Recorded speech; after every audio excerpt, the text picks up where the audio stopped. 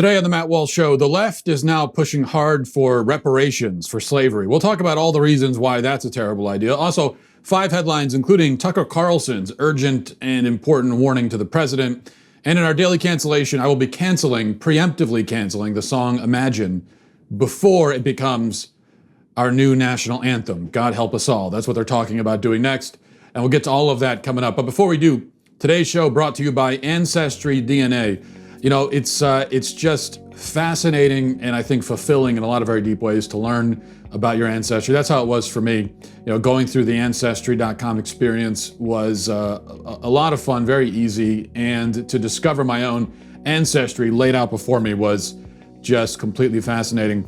Yeah, you may be familiar with the major events and battles of World War II, but there are so many more stories to uncover. The skill and bravery of the Tuskegee Airmen, an all-African-American squad of fighter pilots, the incredible women who trained to become pilots and mechanics, the Japanese-American Battalion became one of America's most decorated units.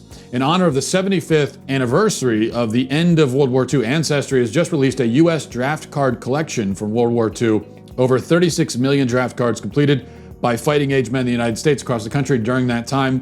And you get a chance to take a look and you can uncover your ancestors' personal details in Ancestry's World War II U.S. draft card collection, which shows details like home address, physical description, much, much more.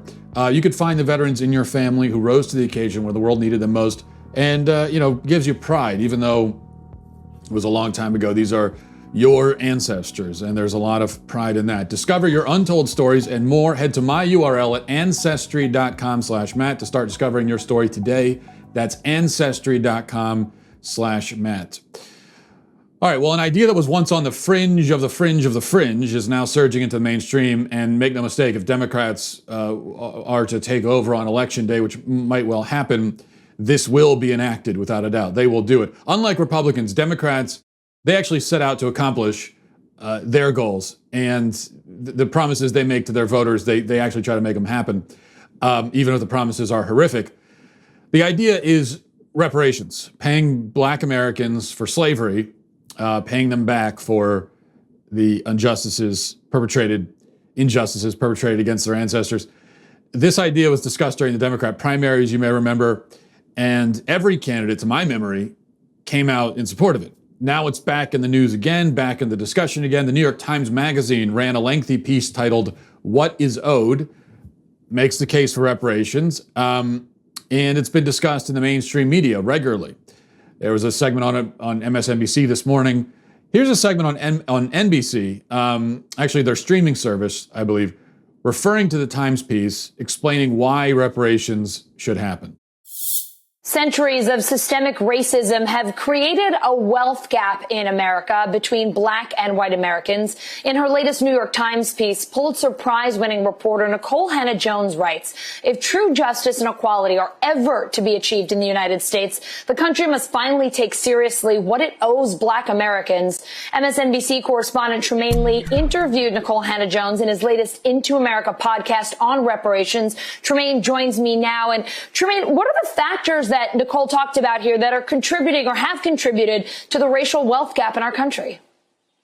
Hey, Allison, more than just contributions, the actual source, the root of the wealth gap goes back to shortly after emancipation, when the entire, enslaved population, formerly enslaved population, really were pushed out with absolutely nothing, starting from ground zero. And even though the government had promised some restitution in 40 acres and a mule, those promises fell through. And in fact, the former, plantation owners were given back that land that had been promised to enslaved people. But then after that, decades and decades of Jim Crow laws, lack of access to jobs, depressed housing values, on and on, up from after emancipation through Reconstruction, Redemption, into the 50s and 60s. All of these contributing factors, including the actual violent dispossession of wealth, the actual bombing of Black Wall Street, the actual burning and looting of Black communities all across the country. And that land and that wealth and resources were never returned.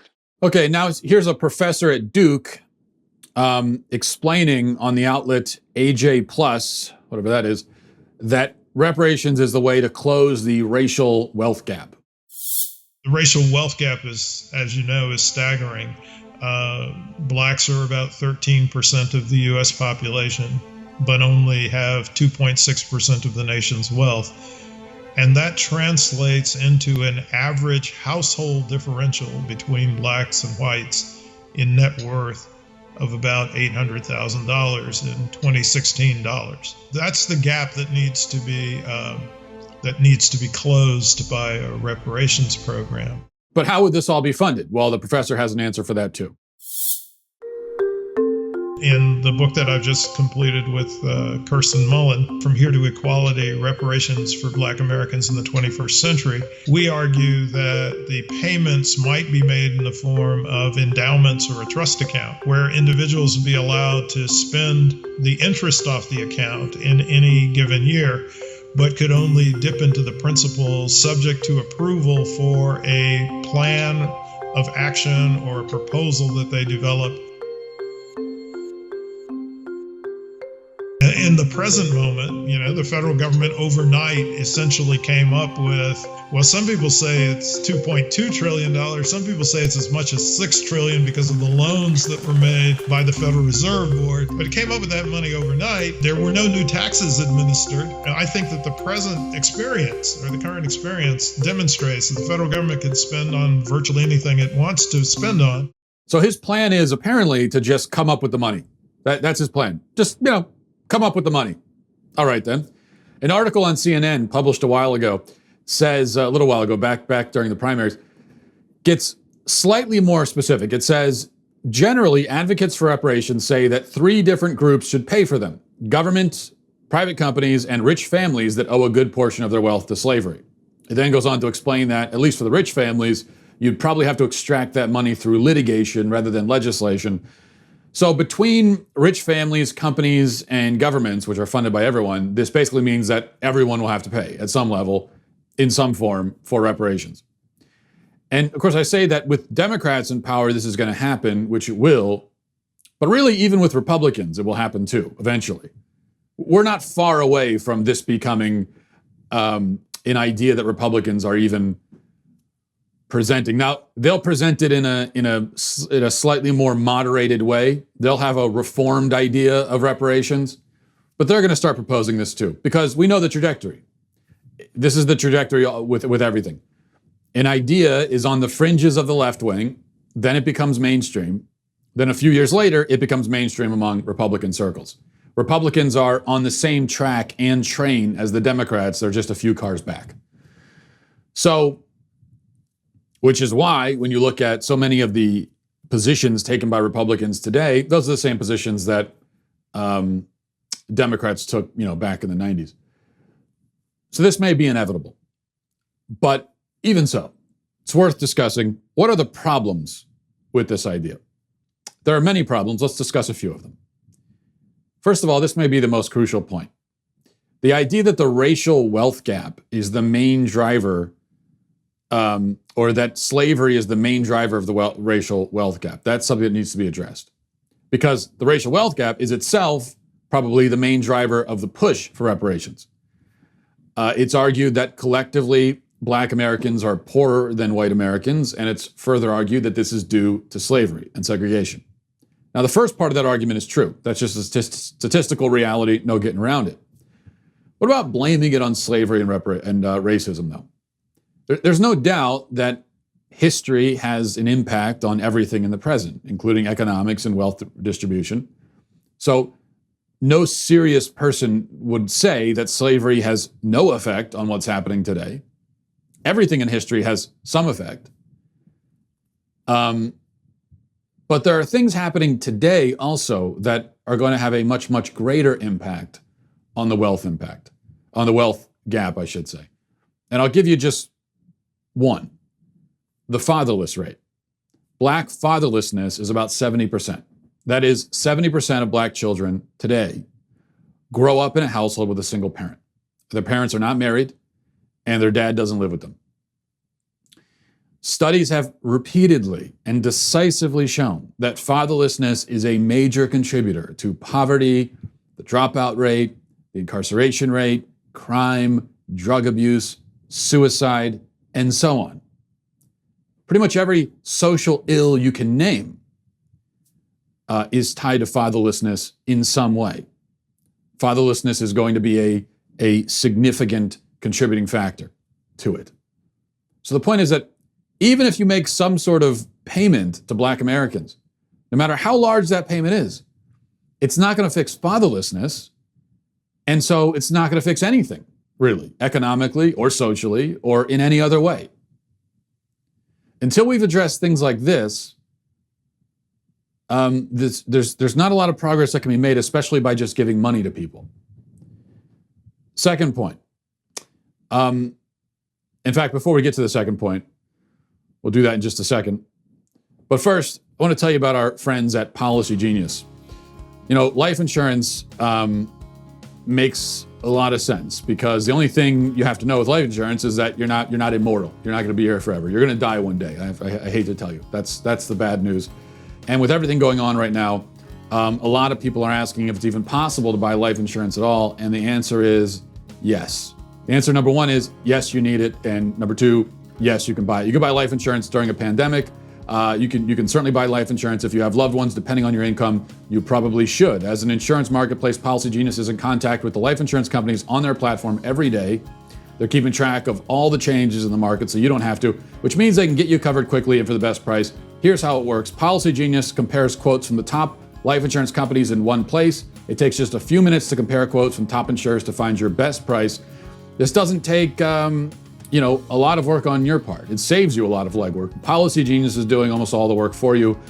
And you could save $1,500 or more a year by using Policy Genius to compare life insurance policies. So you're saving money, you're saving time, you're saving the frustration. It's just, there's no reason not to do it. Getting life insurance, I think, is a moral obligation of all people. You know, when you have a family, to make sure they're taken care of. And if you're going to do it, Policy Genius is the way to go. So if you're one of the many people looking to buy life insurance right now, but you're not sure where to start, well, head to policygenius.com. Policy Genius will find the best rate, handle the process completely. They'll get you and your family protected and hopefully give you one less thing to worry about, which is something we could all use now. Okay, second point on reparations. The reparations concept really demonstrates just how simplistic and binary and literally black and white our thinking has become. Black people were enslaved, white people were slave owners.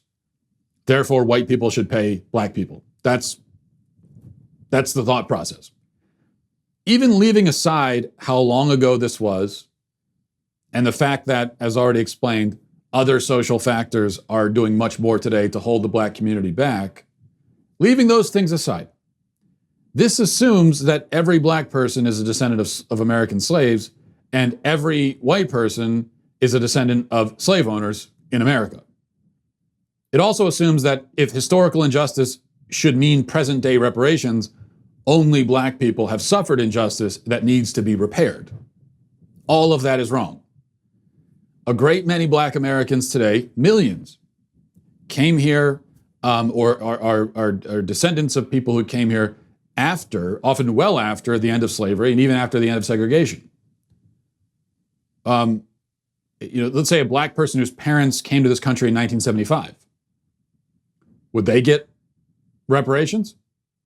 Meanwhile, most white people and their lineage never had anything to do with slavery in America.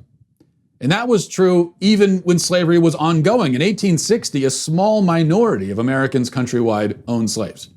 Depending on where you look, it was something like 5 to 10%. Certainly minority countrywide, even in the South, a minority. So if we were doing reparations right after slavery was abolished, which if it was going to happen, that was when it should have happened. But even then, you would have been talking about a minority of Americans who should have paid because they were the ones who owned slaves. And they were the ones who immediately benefited from slave labor. Now, tack 150 years onto it and take into account all the many millions of Americans who came to this country sometime in the intervening period, it would make no sense whatsoever for a person whose ancestors came here from Poland or Italy or whatever a few decades ago to be forced to pay for crimes that were committed a century and a half ago, thousands of miles from where that person's ancestors actually lived. And the only reason they're being told to pay it is because of the pigment of their skin. This is unjust. It's not paying for the crimes of your ancestors, which already is unjust, I would argue. But this time you're paying for the crimes of other people's ancestors that you had nothing to do with and your ancestors had nothing to do with. Moreover, we aren't taking into account the persecution and oppression faced by many other groups of people. Should a Jewish person whose grandparents fled the Holocaust in 1940 and came here and faced anti-Semitism, should they have to pay for the persecution carried out by other people against other people? Why? And if we want to talk about the legacy of an atrocity and how it negatively affects people today, could not that Jewish person argue that they would be in a much better spot today if not for the fact that half of their lineage was wiped out in a concentration camp? I think they could argue that. What about an Irish person whose family escaped the potato famine, which killed 1 million people in about 4 or 5 years? Came to America, faced segregation, discrimination, ethnocentrism, all targeted against them. Signs hanging in businesses saying no dogs, no Irish, or Irish need not apply. This is a person who also, if not for those forms of historical oppression, may be in a better place today. And yet they would be made to pay. But doesn't society owe them too? On the reparations theory, doesn't society also owe them something? Now, maybe you would say doesn't owe them as much as it owes black people, but it owes them something, doesn't it? So shouldn't we be talking about reparations on a spectrum where everyone who is an ancestor of a persecuted minority is given something? You see, that's the other problem. Once you go down this road, there's no limiting principle. Pay reparations to black people, then it's hard to argue at that point that you don't pay to Native Americans. In fact, I would assume most of the people who support reparations for black Americans would probably say, yes, let's give it to Native Americans too. So, okay, well, then you got those groups. What about Asian Americans who were sent to internment camps?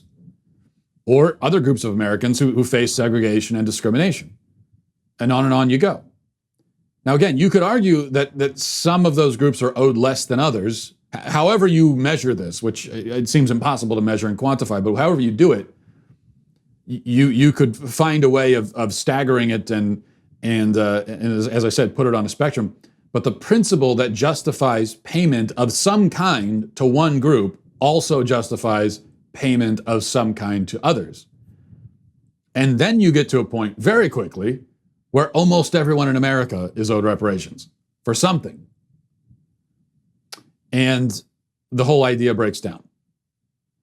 So it's a concept that makes no sense. It would only increase injustice. It certainly wouldn't remedy it. And that's why it's an idea that we need to meet forcefully. But I'll tell you exactly what's going to happen. What's happening right now is that a lot of people on the right aren't even bothering to argue the point because they figure they're making the same mistake they always make with everything. Thinking that this is a fringe thing, it's not going to happen, no one really takes it seriously, we're not really going to do this. No, it's not fringe. They really want to do it, and they will do it, especially if we don't say anything about it.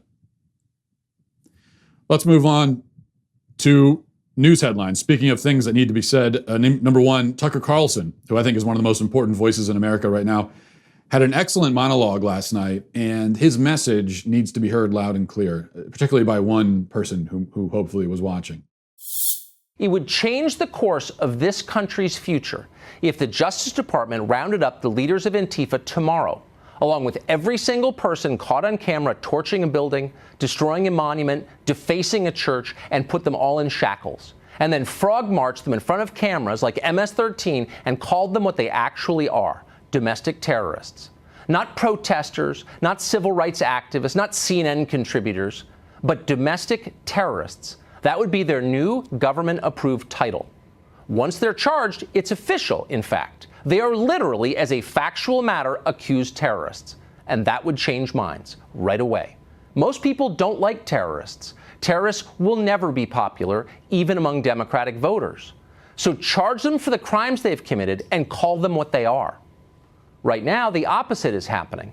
The terrorists are more popular than the President of the United States. And not just more popular than Donald Trump personally, but more popular than the system he represents and administers. And it's obvious why. Our system is weak. It refuses to defend itself. Mayors let new countries sprout in the middle of their cities. Our leaders act like laws are irrelevant. Everyone watches this happen. it's a potentially fatal problem. Weak institutions die. Citizens develop contempt for them, and then they get overthrown. The same is true, by the way, for heads of state. When you refuse to fight for the system you run, you're done. Spend an hour on Google and see if you can find a single leader in the history of the world who stayed in power after failing to quell a rebellion. You can't. By the way, that clip was shared by a Media Matters person, calling it maybe the most deranged rant I've heard on Fox News. Meanwhile, he said that was deranged. Meanwhile, all normal people think it's one of the sanest things we've ever heard, or at least recently heard. Tucker is exactly right. And if anyone needs to hear him loud and clear, it's primarily the president. Now, I know some of you don't like it when I criticize him. I know that. That's fine. You don't have to like it. But I'm telling you the fact of the matter. Tucker's saying the fact of the matter, like it or not. Trump is losing right now. I'm not just talking about the polls. The polls are one indicator. But it's not just about that. I don't even need to see the polls. I don't care what the polls say. Trump is losing right now. Make all the lame excuses you want. But if Trump continues tweeting while America burns, he will lose.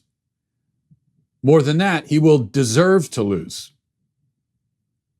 It's better for his supporters, I think, to face this fact now, put some pressure on him, than to whisper sweet nothings in his ear, telling him that the Law and Order tweets are great and totally sufficient. Everyone loves it. He's doing great. Nothing is wrong.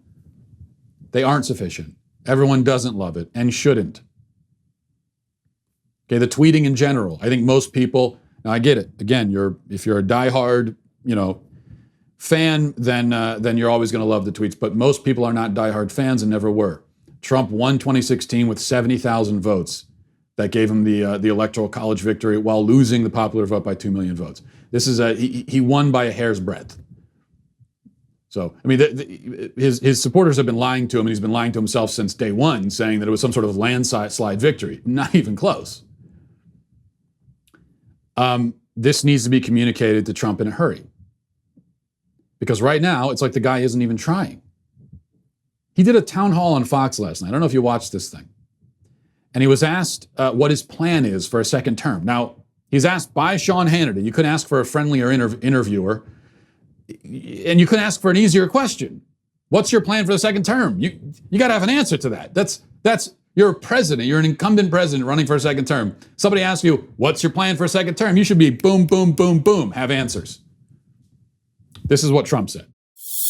Let's talk about a second term. If you hear in 131 days from now, at some point in the night or early morning, we can now project Donald J. Trump has been reelected the 45th president of the United States. Let's talk. What's at stake in this election as you compare and contrast?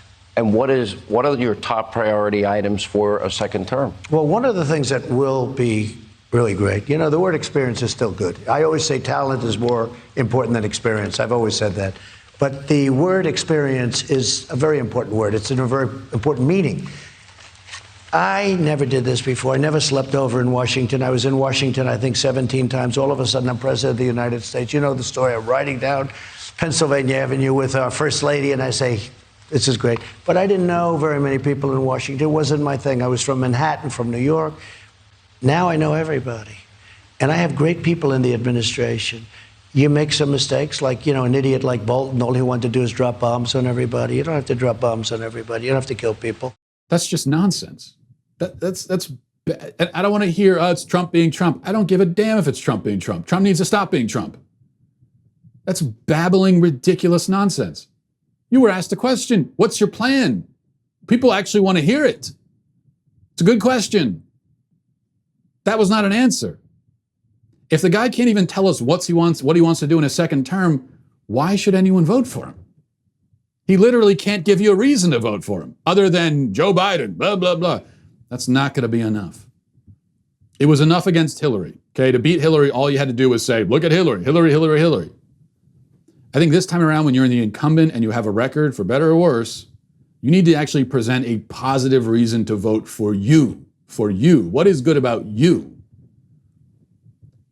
Now, this excuse that people are providing for Trump, that his supporters are providing, Trump is doing nothing as anarchists destroy the country. The excuse is, well, we'll let the leftist cities destroy themselves. No. Yeah, that might seem like the sort of tough approach. It's not tough. It's weak and cowardly. It's the weakest BS I've ever heard. What you're saying is, let's give the criminals and anarchists everything they want. That'll show them. So what you're doing, if you let them destroy themselves, no, it's not them destroying themselves. It's allowing criminals and anarchists to do what they want while innocent Americans in those cities suffer. Trump is the president of those people. And it's not, and if your next move is to blame them for living in the city to begin with, that's not going to be a winning message. Well, they deserve it. They made a choice to live in a city because that's where they found a job. You might be able to soothe yourself with that message. That is not a winning message. Trump is the president of those people. He's their president too. You're not punishing the anarchists by letting them do what they want. Is this what people do with their kids? I guess, yeah, this explains a lot, really. This is how a lot of parents act with their kids. I'll show them by letting them stay up all night playing PlayStation. They'll learn their lesson eventually. Yeah, maybe 30 years from now when they look back at their wasted childhood, that's when they'll learn their lesson. That's not good enough. No, they need to learn their lesson now. You're the parent. Do it. Now, I certainly hate to compare a politician to a parent because that's not the relationship a politician is supposed to have with the public, but still, these people are acting like children and worse. That's an insult to children. They're acting like worse than children, and they do need to be punished. Law and order, not just a tweet. He's floundering. It's pathetic. He's going to lose. That's the reality. If he doesn't do something now. Number two, they're coming for Mount Rushmore now. A report from Daily Wire says on Thursday, USA Today quoted that a tribal leader of the Sioux Nation saying that although Mount Rushmore should not be blown up, it should be removed. How do you remove a mountain? I don't know. Oglala Sioux President Julian Bearrunner, who expressed his disapproval of President Trump's visit next week to the Black Hills, South Dakota, stated of Mount Rushmore, I don't believe it should be blown up because it would cause more damage to the land, but he agrees that it should be removed. And then there's a lot of stuff about how this is a symbol of Nick Tilson of the Oglala Lakota tribe said Mount Rushmore is a symbol of white supremacy, of structural racism that's still alive and well in society today. And on and on and on. And they'll do it. They'll do it too. They'll do anything they want. Okay? The people that are seeking to tear down the monuments and tear down Western civilization and all of its icons and heroes, they're just getting whatever they want. And that's how we're punishing them, by just letting them do it. Great strategy. Wonderful. Number three, here's something to think about next time you're at the beach. Look at this drone footage of a great white shark, gigantic beast, swimming right under unsuspecting surfers. Good God Almighty. Now, you know, I like the beach. I love the water. But it is kind of a weird thing we do, isn't it? I always think if aliens were to come to this country, that'd be one of the many things they're very surprised and confused by. They would say, why are these humans gathered around and for no constructive reason swimming and paddling in this giant salty death trap where man-eating monsters are lurking in the depths? And a lot of them aren't even doing anything. And if you go to a beach, they're just standing in it, letting the ferocious waves pummel them in the face while they get sand up their shorts. And they do that for an hour and a half, and then they go home. What was the point of this ritual? That's what the aliens would be asking, I imagine. Of course, I'm also assuming that aliens don't know what an ocean is. I mean, if they didn't have an ocean on their home planet, then there would be no civilization to begin with. So, you know, there are problems with my hypothetical. But anyway, number four, after 30 years, the Dixie Chicks are changing their name. They will now be the Chicks, not the Dixie Chicks. Why is the word Dixie offensive? This is very interesting in a lot of ways, and it shows, among other things, what I'm always talking about, how feminists are constantly having to take a back seat when it comes on the modern left.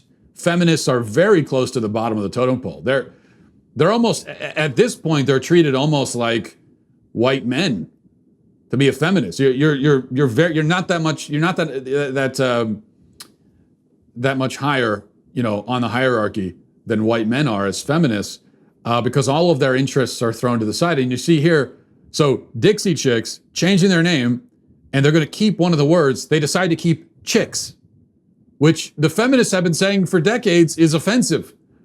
And now they're just the chicks. We got to get rid of Dixie, but not chicks. I just think that's very emblematic of the situation on the modern left. And of course, meanwhile, you've been the Dixie Chicks for 30 years. You're just now deciding that it's offensive after 3 decades? What changed your mind? What made you realize that it's offensive? What were you told in the last year or few months, really, that you didn't know already that made you decide that it's offensive? Now, it's not offensive. The word Dixie is not at all offensive. But if you think that it is, what new information were you provided that brought you to this conclusion? Or have you thought that it was a racist name all along, and so you've just been white supremacists for 30 years? Which is it, Dixie Chicks? I didn't even know Dixie Chicks still existed, to be honest. I had no idea that they were still out there making music.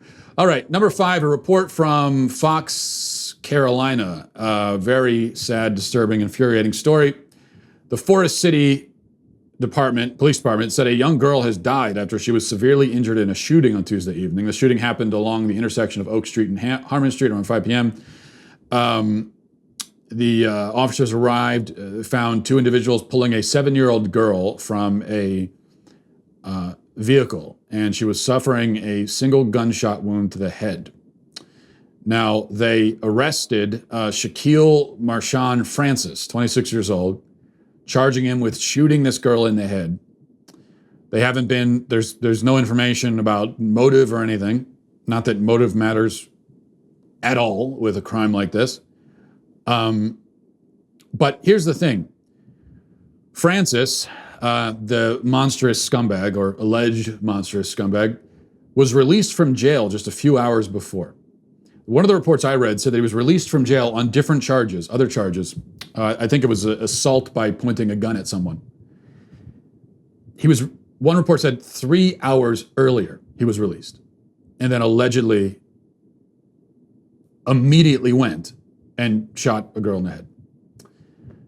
This goes back to the drum I've been banging for weeks now, that if we're going to be doing reforms that protect Black lives and all lives, then rather than police reform being the first thing we do, we should be looking at reforms that would prevent murderous sociopaths from walking the streets. Because the current strategy is that criminals, dangerous criminals, get out of jail 1,000,000 times until they do something so unbelievably heinous that there's no choice but to lock them away and even then, a lot of times it's not forever, it's for, but at least for many years. That's the strategy right now. I mean, you have someone who they've committed many crimes, many of them violent, and you know that eventually they're going to do something utterly horrible. But all we do is just wait for them to do that thing. And to that victim, even if it's a 7-year-old girl, apparently the system is saying, well, too bad, basically, is what the system is saying to these victims. I think this should be the reform. If you have someone, if this is the crime that he committed, assault with a deadly weapon before, what is he doing back out on the street? Keep him in jail. This is a dangerous person. Why are you letting him out? That should be our reform. All right, we're going to move on to our daily cancellation. By the way, if you haven't gotten the Daily Wire Reader Pass yet, you should definitely do it. If you're not a Daily Wire member and you're looking to read some of our great content, go get a Daily Wire Reader Pass. You can get it for just the first month, just $1, actually 99 cents. So you save even an extra penny, which is good. And if you get a Reader Pass now, my latest article talking about the left's message now that it's simply not okay for actors to pretend to be something they're not. And I was talking about the case Kristen Bell and Jenny Slate, 2 actresses that decided to stop voicing cartoon characters who were not white. Now, of course, cartoon characters aren't white or black or any. Cartoon characters don't have a race because they're cartoon characters, but that's what we're being told now. You just, even in the context of an animated cartoon, you can't pretend to be something you're not. And so I'm talking about that in that article. You can go read it now. Okay, for the Daily Cancellation, I'm going to be canceling one of the worst songs ever written, a song that has been the bane of my existence, a blight on our society, and a scourge on the earth for decades. That's John Lennon's Imagine. And I'm canceling it because, for one thing, it's just a terrible song, though it gets credit for being one of the great songs ever written. So that's one reason. Two, I'm canceling it in a preemptive strike. This is a strategic preemptive cancellation because activists are now talking about making it our new national anthem. Not a joke. Well, it is a joke, but not an intentional one. An article in Yahoo titled, "Why It Might Be Time to Finally Replace the Star-Spangled Banner with a New National Anthem," makes the case that we have to get rid of the song because apparently, you won't believe this, Francis Scott Key, who wrote the song and was born 250 years ago, had some problematic views on race. Crazy. Of course, 250 years ago, all people had problematic views on race. But we're going to hold them accountable now for the crime of being born in the wrong century. Francis Scott Key and all these other people, they should have made a more virtuous choice in what century they were born in. And that's their fault. We're going to hold them accountable for it. Tear down the statues. Francis Scott Key had a statue torn down, and I think it was San Francisco this week. And now they're going to get rid of the song too. And yeah, that's that. They deserve it, I guess, because of that. Because they should have thought better about what century they were born in. They should have, in utero, they should have said to their mom, "Hey, mom, what century is it?" "Oh, it's the 18th century." "Oh, you know what? I don't want to be born yet. Let's check back in the 20th, 21st. There are a few suggestions of what to replace it with, but Imagine is a popular one. One activist explains that Imagine is, quote, "the most beautiful, unifying, all people, all backgrounds together kind of song you can have." Is it though? Here are the lyrics. I mean, we all know the lyrics, but just when you have just the lyrics, okay? And John Lennon is supposed to be a great songwriter, a poet, right? "Imagine there's no countries, it isn't hard to do, nothing to kill or die for, and no religion too. Imagine all the people living life in peace. You may say I'm a dreamer, but I'm not the only one. I hope someday you'll join us, and the world will be as one. Imagine no possessions, I wonder if you can.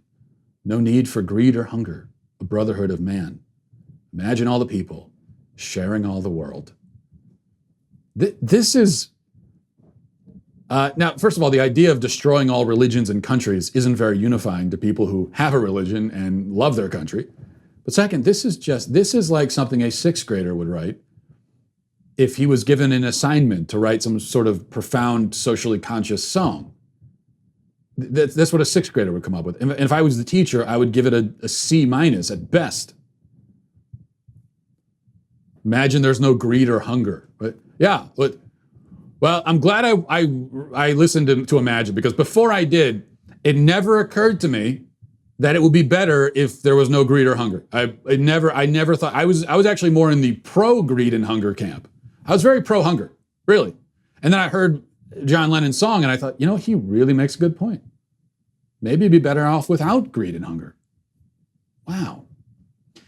Now, I could right now come up with additional verses off the top of my head that would be at least as good as what's in that song. And in fact, I'll do it. And because, if this is going to be our new national anthem, it needs to be a little bit longer. That's one problem. It's a little short. So let me suggest, you didn't know that I'm a poet too. I'm a poet. I am as good a poet as John Lennon, and I'll prove it too. Let me suggest a couple of additional verses for John Lennon. I'm not going to sing them, but I'll spoken word poetry so you can really absorb the impact of these words. Imagine only good stuff happening. And really good stuff too. No bad stuff. No sad stuff. And no mad stuff too. Imagine everyone's happy and they're being real nice. No one's being super mean. And there are no fights. That's two verses right there. Boom, just like that. I just wrote half of a classic, all-time great song just right there on this podcast. You didn't know you'd be witnessing that. And I don't know. That's something. That's just something from my heart. Okay, that's where my heart is right now. But, listening to the song, I thought he covered a lot of stuff that we shouldn't have, like greed and hunger. But I'm thinking all the bad stuff. Let's not focus on this bad thing or that bad. Let's get rid of all the bad stuff. Even more than that, let's start thinking about what if everyone is just happy all the time? Wow, pretty mind-blowing, I know. But even so, John, the song Imagine is canceled, and all efforts to replace the national anthem are also canceled. But I would warn again that all of this, we can make jokes about it because sometimes you think, what else can we do? Especially when the people that we've elected to do things about it are doing nothing. But we should remember that all of this is serious on the left. This is really what they want to do, and they will do it if nobody prevents it, if nobody steps in the path. All of it's happening.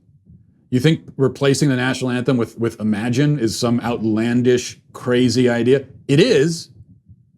But you think that's going to prevent it from actually happening? No, not at all. And on that bright note, we will leave and end it for the week. Have a great weekend, everybody. Enjoy yourselves. Godspeed.